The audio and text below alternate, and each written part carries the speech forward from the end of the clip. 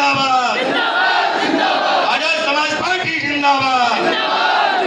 भाई चंद्रशेखर जी संघर्ष करो, भाई चंद्रशेखर जी संघर्ष करो, भाई चंद्रशेखर जी संघर्ष करो। हमारा नेता कैसा हो, हमारा नेता कैसा हो। अब मैं अनुरोध कर रहा हूँ हमारे प्रिय नेता एडवोकेट भाई चंद्रशेखर जी आए और अपने विचार हम सबके समक्ष रखें। माननीय चंद्रशेखर आजाद जी।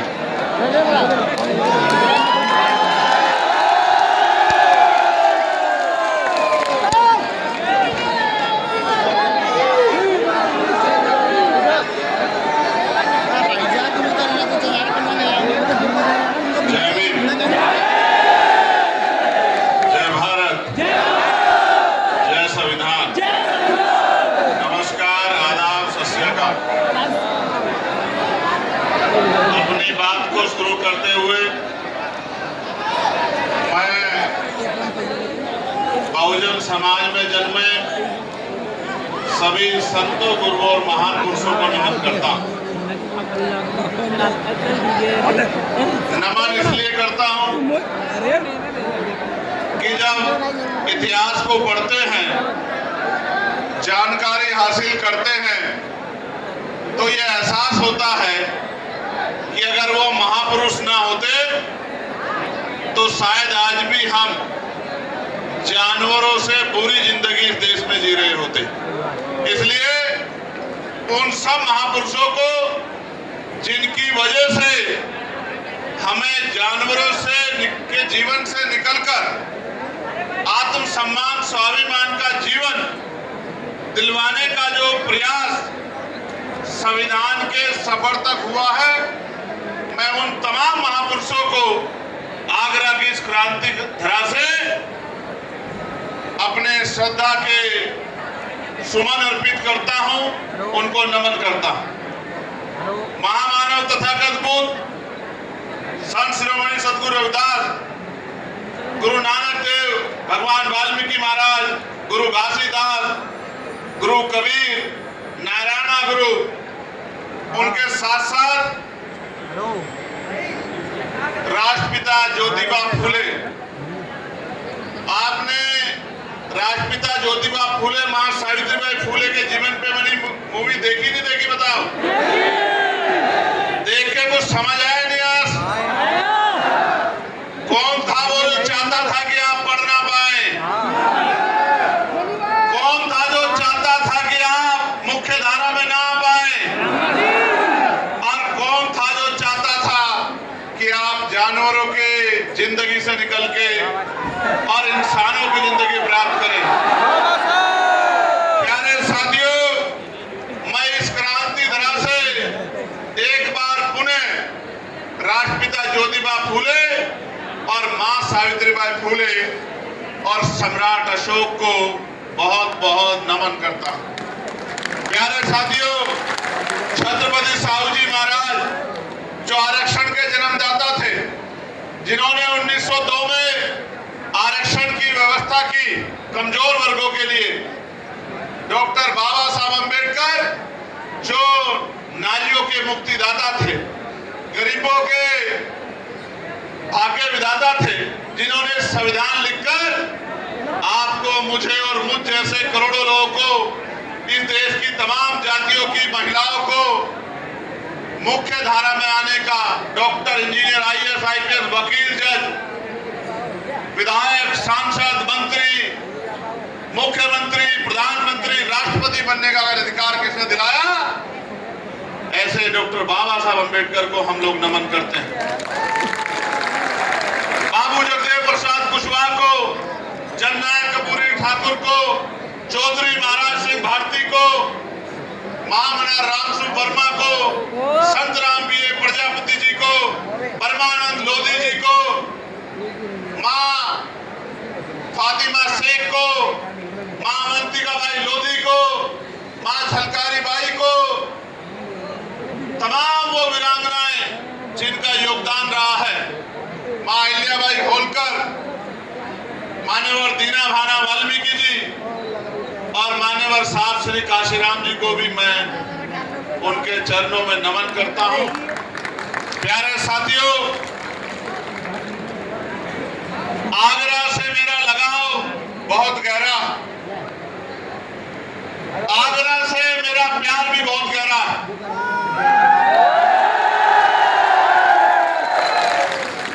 क्योंकि ये वो धरती है जहां बाबा साहब अम्बेडकर के आंसू गिरे हैं। इस धरती पर कर्ज है और हम उनकी असली औलादे हैं। हम कर्ज उतारना जानते हैं। मैं आगरा के साथियों का, जिन्होंने समय समय पे इतिहास लिख के आगरा की शक्ति को बताने का काम किया है, उन तमाम साथियों का बहुत बहुत धन्यवाद देता हूं।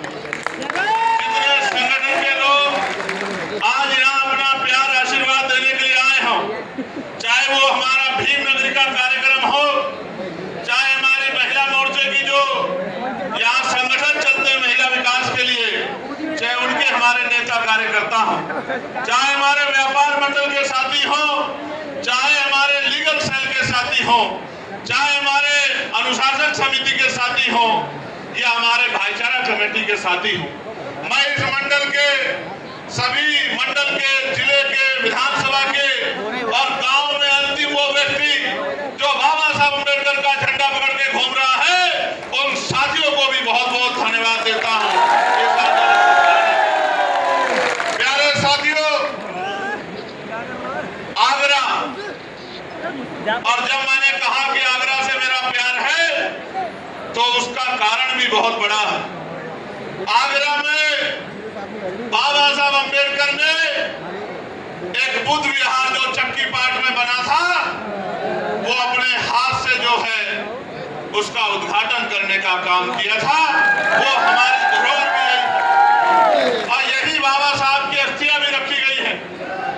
ये आगरा ऐसे क्रांति धरा नहीं बना, कई बार खूनी संघर्ष में भी आगरा ने अपनी शक्ति का एहसास कराने का काम किया है।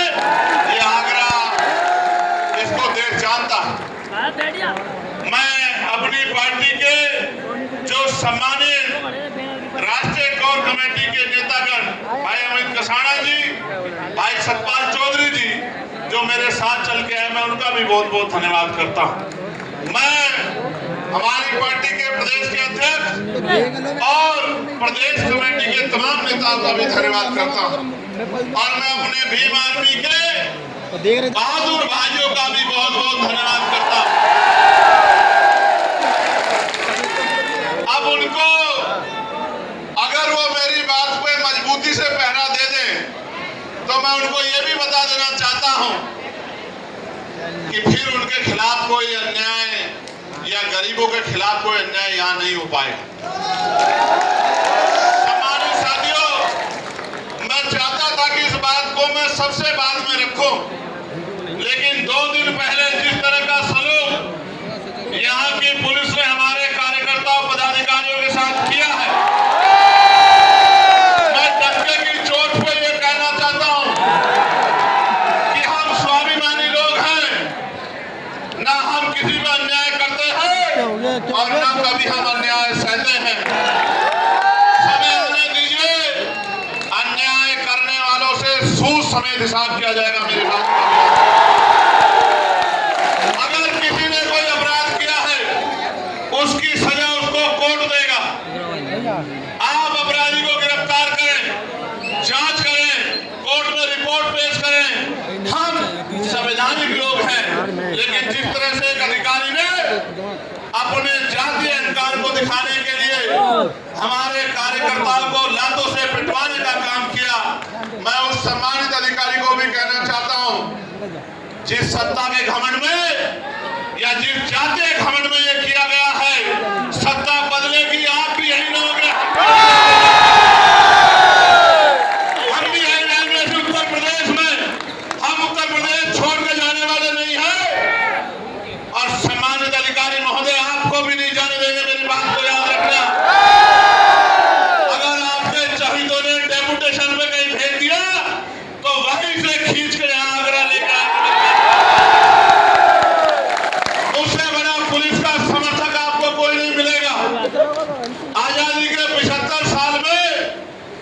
पार्लियामेंट में पुलिस के भाइयों को भी न्याय मिले, 8 घंटे की ड्यूटी उनको अन्य कर्मचारियों की तरह करने का मौका मिले, सप्ताह में उन्हें एक दिन छुट्टी मिले, उनकी बॉर्डर स्कीम खत्म की जाए, उनकी वेतन विसंगतियां दूर की जाए।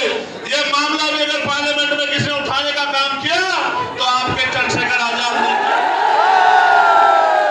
आप अच्छा करोगे तो सर माथे रखेंगे, आपका सम्मान करेंगे, और अगर आप अन्याय करोगे तो अन्याय करने वाले अपराधी के साथ जिस तरह का सलूक होता है उसी तरह का सलूक आपके साथ होगा। इस बात को आप याद रखना। सम्मानित साथी, प्यारे भाइयों, ये प्रबुद्ध सम्मेलन है जहां दूसरी पार्टियां एक जाति को प्रबुद्ध बता के प्रबुद्ध सम्मेलन करने का काम करती है, और बाबा साहब अम्बेडकर के संविधान में जो समता समानता की बात कही गई है उस समता समानता को नीचे दिखाने का काम करती है, ये बताने का काम करती है कि इस देश में एक ही जाति एक ही धर्म प्रबुद्ध है और बाकी लोग प्रबुद्ध नहीं है। मैं आज ऐलान के साथ कहना चाहता हूं कि हमें अवसर मिला, इस 75 साल में हमने भारत की कोई पोस्ट नहीं छोड़ी जिस तक हमने पहुंचने का काम ना किया हो, और ये हम सिर्फ आरक्षण के दम पे नहीं पहुंचे, अपनी मेहनत के दम पे भी पहुंचे हैं, ये भी किससे छिपा हुआ नहीं है। हाँ, एक बात तो जरूर है, एक पोस्ट बाकी है जो बाबा साहब अम्बेडकर का भी सपना था, जो मान्यवर रहबरे मान्यवर काशीराम साहब का भी सपना था, इस देश में भी कमजोर वर्गों का प्राइम मिनिस्टर नहीं बना। मैं आपको आगरा का कर्ज लेके कहता हूँ, आगरा के भाइयों से वचन देके कहता हूँ कि वो दिन भी आएगा कि जब बाबा साहब अम्बेडकर के विचारों का व्यक्ति प्रधानमंत्री भी बनेगा। और ये होगा कैसे? ये होगा ऐसे कि देश में लोकशाही है। लोकशाही लोकतंत्र का मतलब होता है जिनका वोट होगा उनका राज होगा, जिनका वोट होगा उनका राज होगा, यही लोकशाही का पैमाना है। और वो एक नारा ये है कि जिसकी इतनी संख्या वाली उसकी उतनी हिस्सेदारी। नारा ये है कि वोट हमारा राज तुम्हारा, नहीं चलेगा नहीं चलेगा। आप और कहीं मत जाओ, हम आगरा पे बात आज करेंगे, आगरा मंडल पे बात करेंगे, आगरा जिले पे आज बात करेंगे। यहाँ हमारे पास व्यापारी भी है, यहाँ हमारे पास शिक्षक भी है, यहाँ हमारे पास डॉक्टर भी है, यहाँ हमारे पास इंजीनियर भी है, यहाँ हमारे पास वकील भी है, यहाँ हमारे पास जज भी है। सब कुछ होते हुए भी बाबा साहब ने तो ये कहा था कि जिस समाज में 10 डॉक्टर, 10 इंजीनियर, 10 वकील तैयार हो जाएंगे उस समाज के अधिकारों को कोई छीन नहीं सकता है। लेकिन आज आप देखो जिस तरह आपके अधिकारों को लूटा जा रहा है, छीना नहीं जा रहा है, लूटा जा रहा है, डकैती पड़ रही है आपकी नौकरियों पे, आपके रोजगारों पे, आपके बिजनेस पे, आपके साथ चून जात के अन्याय हो रहा है। आज एक बहुत बड़े सज्जन उम्र में मेरे पास आए, मेरी तस्वीर लेके आए, मेरे सर पे हाथ रखा और एक बहुत बड़ी बात मुझसे कही और ये कहा कि मेरा आशीर्वाद आपके साथ है।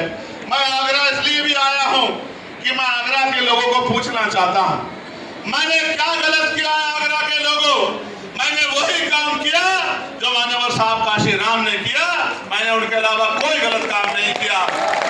बाबा साहब अम्बेडकर ने जब वोट का अधिकार दिलाया तो ये नारा दिया कि आज मैंने रानी का पेट चीर दिया है।